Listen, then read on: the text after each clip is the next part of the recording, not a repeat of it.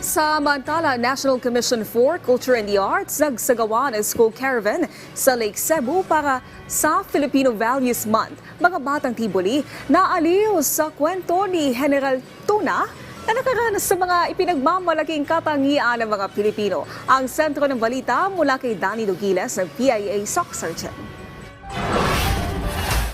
Alinsunod sa Presidential Proclamation 479 na nilagdaan ni dating Pangulong Fidel V. Ramos noong 1994, idineklarang Filipino Values Month ang buwan ng Nobyembre.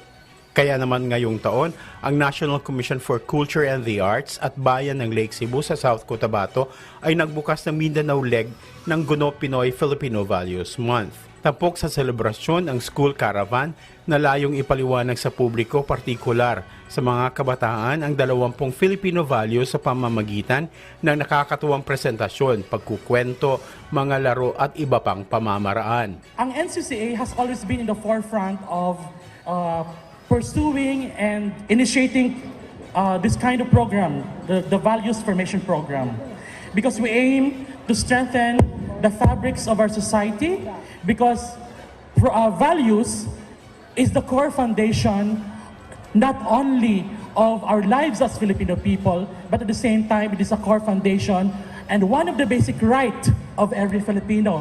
Kabilang sa mga itinataguyod ng NCCA Values Program ay ang pagmamahal sa pamilya at pamayanan, pananampalataya, pagkamit ng edukasyon, panghabang buhay na pagkatuto at kakayahang umangkop, kalusugan at kagalingan, pagtugon sa mga pangunahing pangangailangan, pagtiyak sa trabaho at kabuhayan, paghubog ng pagkatao, sarili at iba pa. This is very important to teach the young students, ating mga kabataan, especially yung mga kabataan natin ngayon, because we wanted that they have to love our country.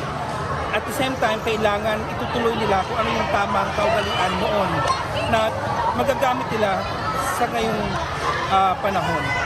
Binisita rin ng NCCA kasama ang 3 cultural masters ang Santa Cruz Mission School, Lemehek Elementary School sa Lake Cebu para sa isang storytelling session ng mga kwentong katutubo. Ipinakilala rin sa mga batang Tiboli si General Tuna at kanyang kwento. Si General Tuna, malapusang alien mula sa planetang Mingming na may misyong magmanman sa Earth para sa kanilang planong sakupin ito. At sa misyong ito, nag-crash landing si General Tuna sa Pilipinas. Sa kanyang pagmamanman, natutunan ni General Tuna ang values ng mga Pilipino tulad ng pagmamahal sa pamilya, pananampalataya, pangangalaga sa kapaligiran, katapatan, katatagan, pagmamahal sa bayan, pagpapahalaga sa kultura at mabuting pamamahala.